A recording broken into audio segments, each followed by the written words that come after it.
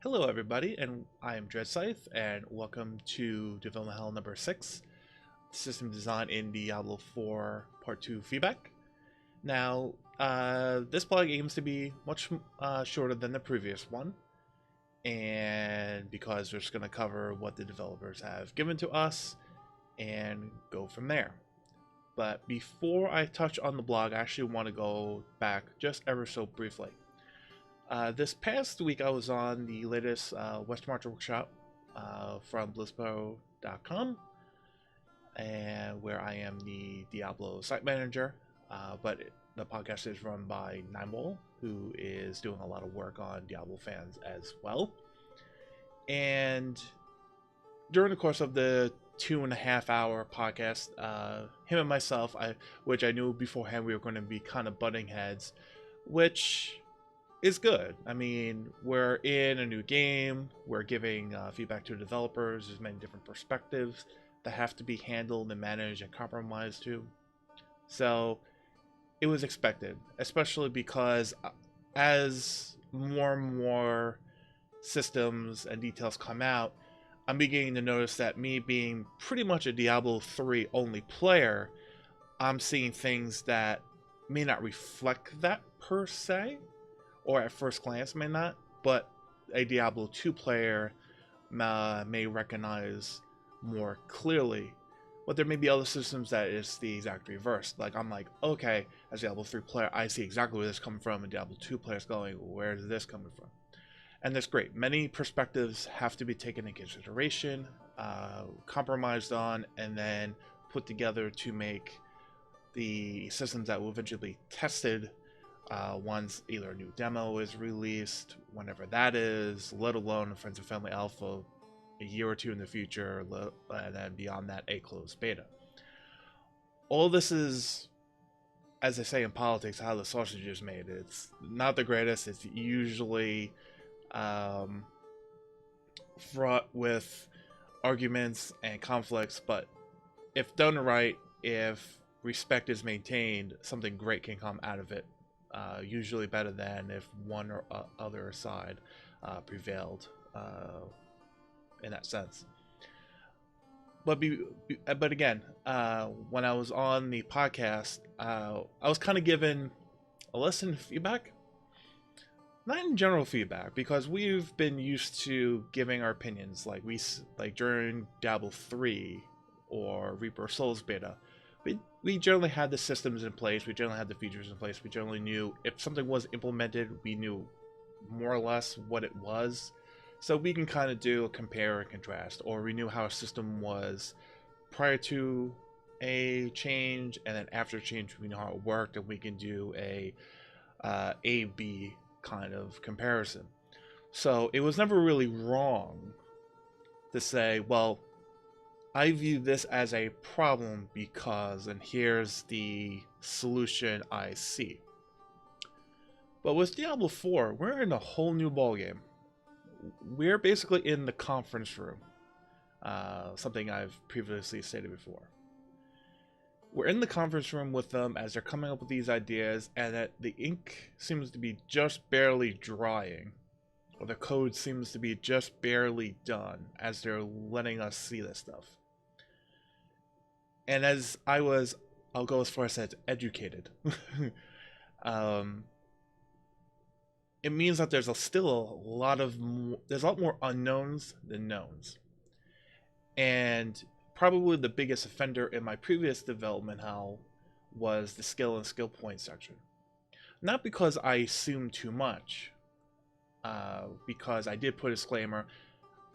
I may be wrong, some of this information may be wrong, but I'd rather have assumed wrong information, still propose my idea, than not give it at all, because I still wanted the idea to have merit. Where Nimewall chimed in and said, well, if that's the case out of the way, why spend 10-15 minutes on a assumed problem, then just give the idea? And it was tough. It was actually really tough to hear that, because, you know, I want to be more of a voice of my ideas and other perspectives I hear, and to essentially be told, you're wrong. You're doing it wrong. But he was right. So going forward, I'm going to try my best to not assume everything is a problem. If I see something that could potentially be a problem, I will address it merely as I am just concerned about this, but I will try to leave it alone and just propose the idea. Because in the end, it doesn't do the community any service, nor does it do the developers any service, nor does it do myself any service to go on a long rant for 15 minutes and then propose the idea that I'm really excited about, and it feels borderline insulting. And I've always known that, and I've always tried to moderate that to the best of my ability.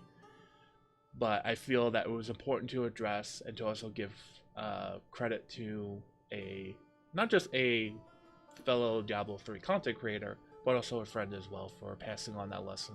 Because I feel in acknowledging that, hopefully I can pass it on to you, the community, to think about this a little bit differently, and also other content creators as well. So with that primary acknowledgement, we're actually going to get now into the feedback of the system design in Diablo 4 Part 2 blog. Now, this one was pretty much aimed at itemization as a whole, and whereas the first one was detailed things a little bit here, a little bit there, this one's pretty much about items in general, which is great because I said we're basically in the conference room, so these ideas, I don't know between when and when were developed, but it's great that we're still continuously getting this stuff out, especially when we were told quarterly updates, and this is the second one within a quarter since BlizzCon. That's amazing. Keep it up. It's not just an improvement, it's continuation of the improvement. I think we also have to acknowledge that in that particular way as well. So the first major update is for the affixes in Diablo 4. And it basically states that they're going to be increasing the amount of total affixes for magic, rare, and legendary items, which is great. That was something that looked a little bit slim or thin in the initial items they showed up at BlizzCon, where it's like 2 here, 3 there. It seemed like we were almost kind of letting ourselves in a situation where, like, whatever the most powerful affix was, you're going to get that, and only that, because if you only had 2 affixes to play around with on any particular item, it was kind of setting up a situation of min-maxing right from the beginning. So that's great to hear in general. Also, there's going to be 3 new stats, and in the way I'm going to describe them, and the way in my head, and to kind of keep clear for further discussions, is I'm going to call these power stats. And these power stats are angelic, demonic, and ancestral. And basically, they think of them as, or the way I'm thinking of them, is that when you add them up, they're kind of like a resource in a way. Not a traditional resource, but that's how I'm kind of viewing them. If you view it another way, that's up to you. But that's just how my brain is interpreting them in a way, that way. So the angelic power increases duration of all beneficial effects like self-buffing or healing. Demonic power increasing duration of all negative effects like debuffs, damage over time, dots. And ancestral power increases chance of on-hit effects, basically proc rates. So this is all great because it gives some more flair to the affixes. It's not just, +1 rank here for this skill, or +1 talent there, or your, what I'm going to call, standard affix pool, like your critical hit chance, your movement speed, life percent, stuff like that. Gives a little bit more flair. So as we go down, we see just 2 quick examples they gave to us, and we see more or less how exactly this works. You'll see the 15 angelic power, and then you see the power affix, which is +1 rank to devastation, requires 50 demonic power. So obviously, the this person who's wearing these boots doesn't have the 50 demonic power, but they're still getting, if they have that sat anywhere on their gear, they're still getting the passive ability from it, so you're still getting something from it, and then you can work your way to this. However, since they have the angelic power, that may have been just enough to get them over the threshold to get the 25% cold resistance, as well as gaining the passive ability from the angelic power. Now, when this system initially I saw it, I liked it, but my concern, I'm saying it's a concern, not a problem, was the increase our reliance on RNG. And I say the increased reliance on RNG because it's just an acknowledgement of, we don't know what the crafting situation is. We don't know if it's going to be high level crafting involvement in our items or low level involvement. Because we don't know if we're going to have anything like a Ramla's Cube, any and all the Kanai's Cube recipes in some discernible way. We don't know if the Mystic is going to be involved with our gearing process, if the legacy of all those and more are going to be brought over. So, in viewing that, my only concern with this is the RNG of gearing. And I know there's going to be a certain group of the Diablo community that would be ultimately fine with this. The more RNG on affixes, the better for them. And I can get that. I don't want to say that's an old school way of looking at it. But that may be a perspective, and that's very valid. But I think I'm from the group that understands RNG can be too much of a bitch if not curtailed, especially if it's more or less responsible and there's no real way of curtailing it. So the only thing I would suggest to maybe curtail that concern, but still pretty much keep the gearing intact and not make it dumbed down easy, is taking the power stat. So the angelic power or the demonic power is just move that particular stat to a new gem system to basically reinvigorate the purpose of gems, turn them essentially into sanctuary and batteries. And so that's why when we place those in sockets, it makes it a little bit easier to keep track of, like, okay, I have X amount of sockets, so I can kind of do this, and the gear is focused more on the affixes, and the gems are more focused on the resource, the power stats. And I only bring this up because even in D2, where stats were required for gear to equip it, you assign those stats through the character sheet, and then gear was separate on a different part of the character ragdoll, essentially. So they were made separate systems. It's not like they were intertwined into one thing. So that's my only concern, is that it's going to make RNG too heavy in the gear we get. But other than that, I do like the system. I like how there's still passive abilities from it. Hopefully, if you go from like 50 to 60, you can at least detect that increase in power with, of course, the skills that it affects. Because it would be bad if you went from like 40 to 60 and you didn't really see a measurable increase. But again, that's handled all out in testing. So overall, like the system, like how it gives us something new to look for, and just hope the RNG fest that this is curtailed a little bit. So moving along to the second part of the blog, the attack and defense changes. Now this one's actually pretty simple. What they did is they looked at what attack and defense were, and even at BlizzCon they were saying they wanted to get rid of the whole main stat VIT complex, because they felt that it was a more limiting factor than enabling factor. That if you got a really good piece of gear, but for some reason the smart loot rolled it in and you needed strength, it like broke the piece of gear, because since you can only re-roll one thing, especially if it was on a slot that you would normally keep the main stat, and you couldn't just roll it off, it kind of ruined that piece right from the get-go.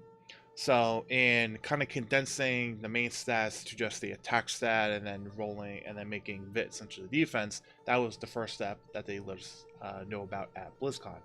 Now they're going even further and just saying attack is going to roll strictly on weapon, defense is going to roll on all pieces of the gear, except for the jewelry slots, which will roll won't roll either one.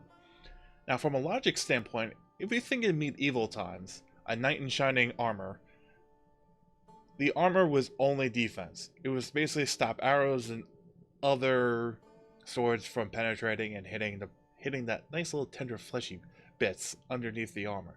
So that's all pure defense. The only thing that was attack was the sword, the weapon.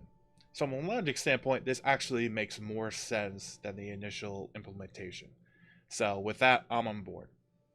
And it seems like it's further refining that while you will be able to use these stats as more or less a dumbed down indicator of what piece is at higher level, as they say, solely picking your items based on the attack and defense will almost never be the optimal play. They're getting there.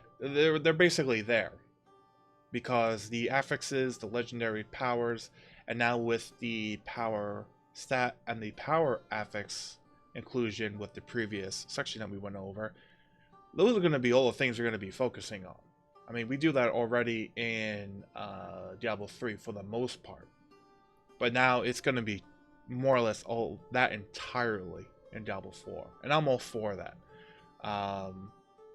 Because having too many systems implemented, like if for some reason they actually had those main stats, and if they went back to stat allocation, going back that far, having too many systems micromanaging stuff eventually get to a point where the only people who get enjoyment out of that either have way too much time per day to do it, or they have way too much time to go on third-party websites and calculators, figure out what they're building, and then the game isn't the game because they've already figured it out on the calculator. The game is just basically plug and playing what they found on the calculator, which I can understand some people get enjoyment of, but that's not playing the game at that point, especially if you've predetermined everything. So we have to kind of bring the game back to a simple way of playing so we can enjoy it, and with a little bit more freeform on what we actually pick and choose to play. So overall for this section, the I would say small change that they did from the bigger change that they showed to us at BlizzCon, I'm all for. So again, good. Let's keep on moving on down to the last section. Now, this is the ancient legendary replacement, and I feel this is a little misleading in a good way, because in my feedback, I took a stance of just getting rid of ancients altogether, because they were essentially a band-aid fix for the loot hunt in Diablo 3. It was basically to just extend out that loot hunt, give us, for the people who played long enough this season, something to shoot for, which wasn't a bad thing for Diablo 3, but bringing that concept over in Diablo 4, it seemed like, how would they do that? Would they give us 2 legendary powers? So that would immediately outshine its legendary counterpart, and at the same time start detracting from mythics in general, because they had 4, now supposed to be their big claim to fame. So it would actually be doing double damage, diminishing legendaries and diminishing mythics. So what can I say is that they've come back, and now legendary powers will drop in consumable form at towards the late end game. I don't think we even have a concept of what that really is. I mean, we have endgame dungeons, but that was, if I remember correctly, was the first real stepping stone in the endgame process. There were other systems that they're thinking about, but just weren't ready to talk about or even describe in a sentence or two to us. But there are other systems at play. So it's probably going to be a little bit later than we would think at this particular moment. And these consumables will drop a random legendary power that we will then be able to affix to a rare item only, and be able to have essentially just that random legendary power on any rare item we choose. Initially, I was against the idea because what is a legendary item? Is in the context of Diablo 3. In Diablo 3, a legendary item is essentially a rare item with a legendary power, higher affix roll ranges, of course, but that's essentially what it is. So in my mind, it's like, especially because I'm coming from the Diablo 3 perspective of, we're trying to make rares matter by turning them into legendaries. I'm going like, how does this make sense? And then it wasn't until again the podcast where Nineball and myself were going back and forth on the idea, and another friend of ours, no one's minion, in chat brought up the idea of gear slot stacking. That's how I'm referring to it. There may be a better way of referring to it, maybe something from PoE that's a better terminology. But the best way of thinking about it is like this. Right now, with Kanai's Cube powers, we almost have a glimpse of this. Essentially, it's for like a Talraja Meteor build. You equip a Death Wish, but you have the Meteor Staff power in Kanai's Cube. What this essentially allows you to do is you can, in Diablo 4, you could say, to take a real life an example from Diablo 4, you could take the Staff of Fractured Flame, which turns your fireball into 3 projectiles, and then it does an X percentage damage each fireball. But if there's another weapon that does something with fireball, right now there's no Kanai's Cube, so you couldn't equip it. You couldn't get that legendary power. It would be an either or situation. However, with this system, you could, if you found that other weapon's legendary power in a consumable form, you could affix it to a rare that you could, if you could figure out what slot you could have a rare be placed into, and then you put that consumable on that rare, you now have the Staff of Fractured Flames effect, and you have the other weapons effect in consumable form affixed to a rare in the belt slot, or the shoulder slot, or the head slot, what have you. So this almost in a way kind of mimics, in some way, the Kanai's Cube power, but opens it up to any amount of, you can have any amount of weapon slots, any amount of gear slots, any amount of jewelry slots, as far as the legendary powers you want to equip. But it's also self-balancing, because it's not like we're saying, okay, you can fill your character all for legendaries, and then you can put a whole bunch of consumables with these legendary powers that are roll randomly, mind you, when you get them, because you can only apply them to rares. So you're going to have to make a power sacrifice. Do I keep a legendary? Because you may get to a point where you may have 6, 7, or 8 legendaries, and you're going to have to make a tough decision of, do I take a legendary out to put a rare in just to gain a different legendary power that I have in consumable form, or do I keep my current legendary? So it's self-balancing in that aspect, but it can open up really unique gameplay options that normally wouldn't be available to you. So in that conversation through different people's perspectives, which again is something. If I have to seek out something before I give feedback, is just try to get as many people's perspectives on the matter. I can throw almost all my weight behind this system now, because I just don't view it as why are we making rares important, because there's actually a purpose now. It's purpose driven. It's not just making rares. It's not just making rares great again, so to speak. With that stated, however, there's still just a general concern. What's going to be done for legendaries to still make them stand out? Because again, if a legendary is more or less a rare plus this consumable now, even if a legendary has one or two more affixes, that's not really defining. So I would just go back to my feedback in development helm number 5 and just propose the same exact idea to make legendaries still stand out, but not based on raw power, based on, and have it be based on gameplay options. And it's simply the developers would look at any skill-based legendary power and determine what other skills for that class could fit those legendary powers. So I know I use the Staff of Fractured Flame as a good example, but that's because that's one of the only few legendaries that we know about, and I'm a general wizard, magic-y, sorceress kind of fan. So I apologize. So in this example, the consumable form of the Staff of Fractured Flame power would only be Fireball. It's locked in the Fireball. So if you get it, you know it's Fireball. You put it on something, that's it.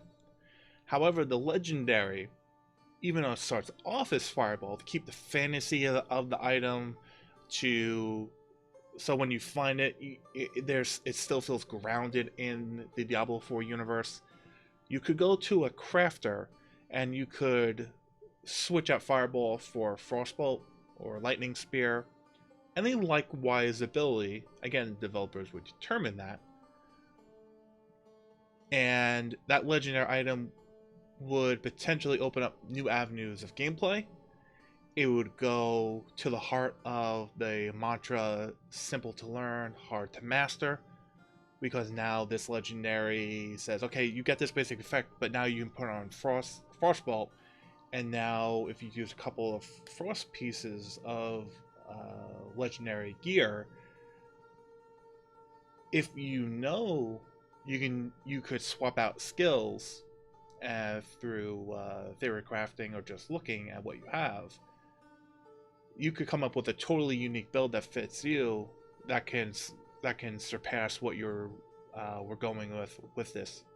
If you went from a fire build to a frost build, or any build to this new build.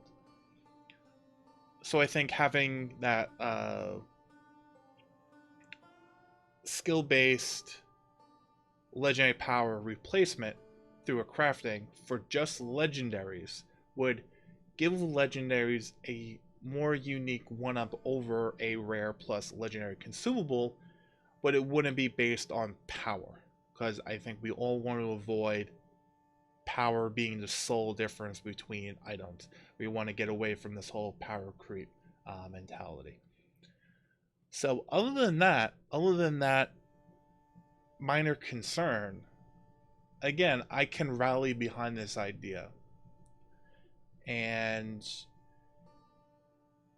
again, I have to acknowledge it only happened because I seeked out different perspectives.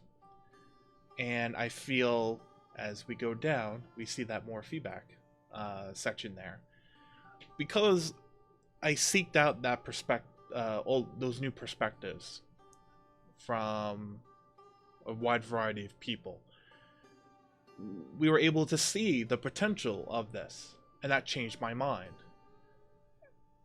And that's really important, because a lot of people, as I stated in the precursor, says, well, we have to wait and see. For any other time in any part of Diablo's development, which did Diablo 3, Reaper of Souls, Necromancer, any of the PTRs, that may be okay, but right now they're asking for it. So why are we gonna wait to give our feedback when it may be too late before these systems get baked too much and then becomes infinitely more difficult to change them around? So I'm just gonna end this by saying, have your opinions, stick up for your opinions, but gather other people's perspectives along the way and see how they work conflict with your own. Question your own ideas in some respects and see if you can come to a better overall conclusion and then put it forward one way or another. I mean, I'm doing this now, but believe me, I'm still nervous every time I do one of these videos, every time I put my feedback through, as well as I'm willing to bet a lot of the other content creators are. But still do it. And who knows, maybe you'll find other people along the way that agree with you that you normally that you thought normally wouldn't agree with you. So other than that, hope you enjoyed this much shorter feedback. Hope you got something out of it, new perspectives for you. If you want, you can get in contact with me through Twitter at DreadScythe. And you can also leave comments on the video, and if I see comments or questions, I'll try to get back to you as soon as I can. So with that, again, hope you enjoyed. Have a good night. See you next time, folks.